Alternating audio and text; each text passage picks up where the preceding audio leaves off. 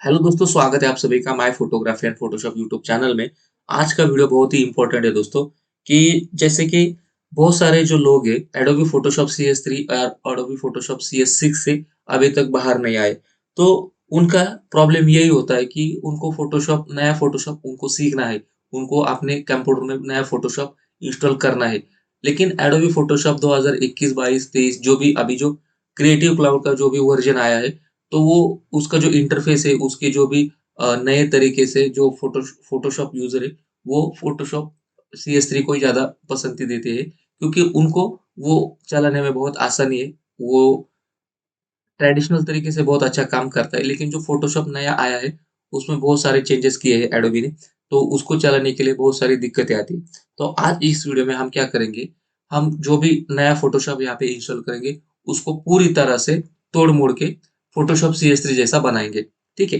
तो क्या क्या पड़ेगा, इसके लिए हम क्या करते हैं, एडोबी फोटोशॉप को जो लेटेस्ट वर्जन है उसको हम यहाँ पे ऑन करते हैं या फिर उसको चलाते हैं। यहाँ पे मैंने एडोबी फोटोशॉप का सबसे लेटेस्ट वर्जन 23.5 यहाँ पे इंस्टॉल कर लिया है। और जैसे ये फोटोशॉप ओपन हो जाएगा तो यहाँ पे आप देख सकते हैं, यहाँ पे एक होम स्क्रीन आया है। ये होम स्क्रीन सबसे टेंशन वाली बात है। यहाँ पे फोटोशॉप CS3 में ऐसा होम स्क्रीन कभी भी नहीं आता था। ठीक है। तो यहाँ पे हम क्या करेंगे, कुछ चेंजेस है, अगर वो चेंजेस हम कर लेंगे तो ये फोटोशॉप CC 2022 को पूरी तरह से हम CS3 में कन्वर्ट कर सकते हैं। तो वो किस तरह से करते हैं, चलो सबसे पहले एक शॉर्टकट है, Ctrl K। इसको हम प्रेस करेंगे। तो यहाँ पे हमने Ctrl K प्रेस किया।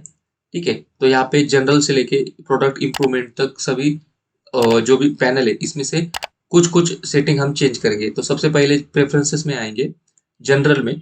तो जनरल में आपको सबसे पहले यहाँ पे auto update open file based document इसको ऑन करना है। ऑन किया, फिर उसके बाद हम क्या करेंगे, यहाँ पे ऑटो शो होम स्क्रीन है, तो इसको क्या करना है, ये टिक मार्क आपको हटा देना है। इस टिक मार्क को आप हटा देंगे तो आपका फोटोशॉप डायरेक्टली जैसे कि यहाँ पे ये इस तरह से ओपन हो जाएगा। ठीक है। तो यहाँ पे हम उस ऑप्शन को यहाँ से हटा देंगे। तो यहाँ पे मेरा यहाँ पे डिसेबल हो गया, क्योंकि मेरा यहाँ पे लाइसेंस पैक यहाँ पे खत्म हो गया है। ठीक है। तो यहाँ पे इस टिक मार्क को यहाँ से हटाना है, जिससे आपका होम स्क्रीन यहाँ से चला जाएगा। फिर उसके बाद हम क्या करेंगे, यहाँ पे use legacy new document interface. तो ये ऑप्शन क्या है ये देखते हैं। जैसे कि अभी समझो मुझे यहाँ पे एक नया डॉक्यूमेंट लेना है, तो इस तरह का एक बॉक्स यहाँ पे आ गया। ठीक है। ये फोटोशॉप नए वर्जन में है, तो यहाँ पे मुझे थोड़ा सा चलाने में थोड़ा सा दिक्कत होता है। तो अगर मैं इसे नहीं चाहता कि ये इस तरह से ओपन हो जाए, ये पुरानी फोटोशॉप की तरह ओपन हो जाए, तो यहाँ पे मैं सिंपल Ctrl K करूंगा। यहाँ पे यूज लीगेसी, लीगेसी मतलब पुराना, तो use legacy new document interface, यहाँ से मैं इसको टिक मार्क करूंगा, यहाँ से ओके करूंगा। अब मैं जब भी नया डॉक्यूमेंट लूंगा Ctrl N से, तो यहाँ पे देखो, तो यहाँ पे आप देख सकते हैं ये जिस तरह के पुराने फोटोशॉप में न्यू डॉक्यूमेंट आता था उसी तरह से ये यहाँ पे आ गया। यहाँ पे फोटो लेंगे, आपको जो भी यहाँ पे इमेज लेना है ये ले सकते हैं यहाँ से, ओके। ठीक है। तो इस तरह से ये आप यूज कर सकते हैं। वापिस से Ctrl K में जाएंगे, तो आपको ये तीन बातें याद रखनी है। यहाँ पे ऑटो अपडेट को ऑन रखना है, auto show the home screen को ऑफ करना है, यूज लीगेसी ऑन करना है, स्किप ट्रांसफॉर्म व्हेन प्लेसिंग इसको आप रहने दो। फिर इसके बाद है यूज लीगेसी फ्री ट्रांसफॉर्म। ठीक है। अभी इसको ऑन करना है, लेकिन सबसे पहले ये ऑफ होने के बाद, होने से पहले क्या होता है, यहाँ पे समझो ये ऑफ है। ठीक है। तो यहाँ पे समझो मैंने एक इमेज यहाँ से ओपन कर ली, यहाँ से मैंने एक इमेज ओपन कर ली, और यहाँ पे एक नया डॉक्यूमेंट लेता हूँ। यहाँ पे समझो यहाँ पे 12x15 का एक डॉक्यूमेंट यहाँ पे लेता हूँ। ठीक है। यहाँ से मैं ओके करूंगा। इस इमेज को थोड़ा सा मैं रोटेट कर लेता हूँ। यहाँ पे ये जो इमेज है मैं इसे ड्रैग एंड ड्रॉप कर लेता हूँ यहाँ पे। ठीक है। अभी हम क्या करेंगे, लेयर पैनल में आप देख सकते हैं, इस लेयर पैनल को हम यहाँ पे रख देंगे। लेयर पैनल में हम देख सकते हैं कि ये इमेज जो हमारा व्हाइट कैनवस है इससे थोड़ा सा बड़ा है। अगर मैं इसको Ctrl T करता हूँ इसको कम करने के लिए, तो नए फोटोशॉप में क्या प्रॉब्लम हो गया है, यहाँ पे पुराने फोटोशॉप में हम शिफ्ट और अल्ट बटन दबाते ही इमेज को छोटा बड़ा करते थे, लेकिन इस नए फोटोशॉप में क्या हो गया कि सिंपल आपको अल्ट बटन प्रेस करना है। अल्ट बटन से आप क्या कर सकते हैं, इस इमेज को चारों तरफ से कम ज्यादा कर सकते हैं। लेकिन अगर मैं शिफ्ट और अल्ट बटन दबाता हूँ तो इस इमेज का प्रोपोर्शन पूरी तरह से खराब होता है। ठीक है। तो ये मैं यूज नहीं करना चाहता ये ऑप्शन। तो इसके लिए मैं क्या करूंगा, सबसे पहले कंट्रोल की दबाऊंगा और यहाँ पे use legacy free transform, use legacy मतलब पुरानी तरह। तो यहाँ पे इस ऑप्शन को मैंने ऑन किया। अभी हम देखते हैं क्या होता है। यहाँ पे मैं कंट्रोल की किया। अभी मैं सिंपल अल्ट बटन दबाता हूँ। अल्ट बटन से क्या होता है, ये देखो, ये इमेज ऐसे होने लगी। तो इसका मतलब ये पुराना फोटोशॉप जो था CS3 उसकी तरह से ये बिहेव करेगा। अभी जैसे ही मैं कंट्रोल क्लिक करूंगा और मुझे साइज को कम करना है, तो जैसे फोटोशॉप CS3 में शिफ्ट और अल्ट बटन जैसे मैं दबाता था, तो उसी तरह से ये कम ज्यादा होगी। ठीक है। तो ये एक नया फीचर आप इसमें एडजस्ट कर सकते हैं। ठीक है, जिससे अपना फोटोशॉप CS3 की तरह काम करेगा। फिर आगे चलते हैं, कंट्रोल के बटन प्रेस करेंगे। यहाँ पे कुछ भी आप सेटिंग मत चेंज करो। फिर हम आगे चलते हैं इंटरफेस। अगर आपको इंटरफेस इस तरह से चाहिए तो आप इस तरह से यूज कर सकते हैं। फोटोशॉप CS3 में इस तरह का इंटरफेस है, तो आप इसे इस तरह से यूज कर सकते हैं। ठीक है। फिर उसके बाद हम यहाँ पे चलते हैं। यहाँ पे open document as a tab. ठीक है, अभी ये जो ऑप्शन है आपको अभी यहाँ पे ऑन है, तो ऑन होने के लिए, ऑन होने के बाद ये क्या होता है कि यहाँ पे मैं open document as a tab यहाँ पे ऑन है। यहाँ पे मैं कैंसिल करता हूँ। तो यहाँ पे जितने भी आप इमेजेस यहाँ से ओपन करेंगे, समझो यहाँ पे मैंने ये एक इमेज यहाँ पे ओपन की, फिर उसके बाद ये इमेज यहाँ से ओपन की, तो ये सभी इमेजेस इस तरह से ओपन हो जाएंगी। ठीक है। तो इसको हम क्या कर सकते हैं, यहाँ पे सिंपल इसको ऑफ करेंगे। तो यहाँ पे मैं कंट्रोल के करूंगा और यहाँ पे वर्क स्पेस में open document as a tab को हटा दूंगा।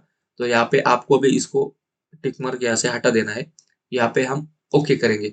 तो इन इमेजेस को हम क्या करते हैं, Ctrl+Alt+W से सबको क्लोज कर देते हैं और वापस से हम कुछ इमेजेस यहाँ पे लेके आते हैं। समझो यहाँ पे ये इमेज, ये एक इमेज और ये एक इमेज यहाँ पे मैंने ऑन कर ली और या फोटोशॉप में यहाँ पे मैं ड्रैग एंड ड्रॉप कर देता हूँ। तो यहाँ पे आप देख सकते हैं पुराने फोटोशॉप की तरह ये फोटोशॉप में ये सभी फोटो इस तरह से एक के ऊपर एक आ गई है। ठीक है। तो ये सेटिंग अगर आप करेंगे तो इस तरह से ये काम करने लगेगा। दूसरी बात, यहाँ पे हम थोड़ा सा आगे जाएंगे। यहाँ पे वर्क स्पेस में बस आपको यही एक ऑप्शन आपको टिक मार्क हटा देना है। ठीक है। यहाँ पे मैं एक ऑप्शन आपको बता देता हूँ। जैसे कि अभी मेरे पास ये 4 इमेजेस है, यहाँ पे मैं चारों इमेजेस को क्या करता हूँ, यहाँ पे फोटोशॉप में ड्रैग एंड ड्रॉप कर देता हूँ। ठीक है। तो अभी यहाँ पे ये सभी इमेजेस एक के ऊपर एक इस तरह से आ गई। तो इस इमेज को हम फ्लोटिंग इमेज कहते हैं। ठीक है। तो यहाँ पे आप फोटोशॉप CS3 में जिस तरह से आप यूज करते थे उस तरह से ये काम हो जाएगा। लेकिन आपको नए फोटोशॉप में कैसा होता था कि यहाँ पे विंडोज में अगर आप इस अरेंज में जाएंगे, अरेंज में जैसे आप जाएंगे तो यहाँ पे कंसोलिडेटेड ऑल टैब, तो ये सभी टैब एक एक के साथ एक ऐसे जुड़ जाएंगे। ठीक है। अगर आपको इसको इस तरह से यूज नहीं करना चाहते तो मैंने जैसे कि एक शॉर्टकट बताया कि जो जो टिक मार्क है ओपन एज ए डॉक्यूमेंट, वो टिक मार्क हटा दो, आप यूज कर सकते हैं। लेकिन अगर आप भूल गए तो सिंपल आप क्या कर सकते हैं, अरेंज में आके यहाँ पे फ्लोट ऑल इन विंडो, इसको भी आप इसे यूज कर सकते हैं। ठीक है। तो इस तरह से ये दो ऑप्शन आप यूज कर सकते हैं। यहाँ पे मैं सभी इमेजेस क्लोज कर देता हूँ। फिर उसके बाद हम फोटोशॉप में कंट्रोल के बटन प्रेस करेंगे। यहाँ पे आगे चलेंगे। यहाँ पे आपको ये ऑप्शन मालूम रहना चाहिए। यहाँ पे टूल्स में आएंगे तो इसके बाद यहाँ पे जूम विथ स्क्रॉल स्क्रॉल है, इसको आपको ऑन करना है। बाकी ये जो एनिमेटेड जूम है ये सब ऑफ किया तो भी चलेगा। लेकिन जूम विथ स्क्रॉल व्हील, जो माउस का जो बटन रहता है स्क्रॉल व्हील, उससे आप इमेज को zoom zoom in zoom out कर सकते हैं। ठीक है। तो ये ऑप्शन आप ऑन रखो।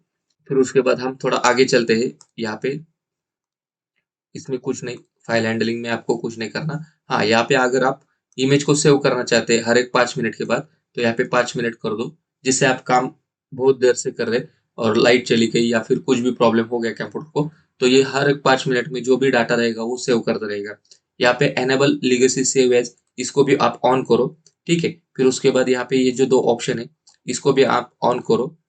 ये दो option, enable legacy save as, do not append copy, इन दोनों को आप ऑन करो। ठीक है। ऑन करने के बाद सबसे लास्ट में रिसेंट फाइल लिस्ट कंटेंट 25, तो इसको मैं अगर मैं बाजू में करता हूँ तो ये होम स्क्रीन में जो भी इमेजेस यहाँ पे आ रही है, अगर आपको ये नहीं चाहिए तो सिंपल आप इनको सिलेक्ट करो और यहाँ पे 0 प्रेस करो। ठीक है। 0 प्रेस करने के बाद यहाँ से हम आगे चलते हैं। एक्सपोर्ट में कुछ नहीं, परफॉर्मेंस में क्या करना है कि ये जो फोटोशॉप ने बाय डिफॉल्ट जो रैम दी है वही आपको रखना है। फिर उसके बाद यहाँ पे जो डिफॉल्ट फोटो है इसको आपको क्लिक करना है। यहाँ पे हिस्ट्री आपको 20 रखना है। 20, अगर आप चाहिए तो इसमें ज्यादा भी बढ़ा सकते हैं, 70 75 तक, 100 तक जा सकते हैं। लेकिन क्या होता है कि जितना ज्यादा आप हिस्ट्री बढ़ाएंगे, जो कंट्रोल जेड का आप यूज करते हैं, अगर आप उतना जितना भी आप इसमें 100 150 या 75 रखेंगे तो उससे आपका जो फोटोशॉप है वो स्लो हो जाता है। तो यहाँ पे हम क्या करेंगे, 20 रखेंगे, कैची लेवल ज्यादा बढ़ाएंगे और यहाँ पे ये सबसे कैची टाइल साइज सबसे ज्यादा लेंगे।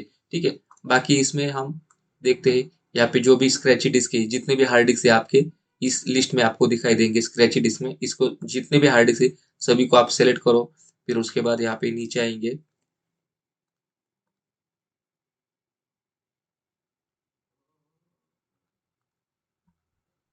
ठीक है, तो बस इतना ही आपको सेटिंग चेंज करना है। इतना सेटिंग चेंज करने के बाद आप अपना जो भी नया फोटोशॉप आप यूज कर रहे हैं वो पूरी तरह से CS3 की तरह काम करने लगेगा। तो ठीक है दोस्तों, ये था आज का वीडियो। ये वीडियो अगर आपको अच्छा लगा तो लाइक करो, शेयर करो और ज्यादा से ज्यादा सब्सक्राइब करो। ठीक है, तो इस वीडियो में बस इतना ही, मिलते हैं अगले वीडियो में।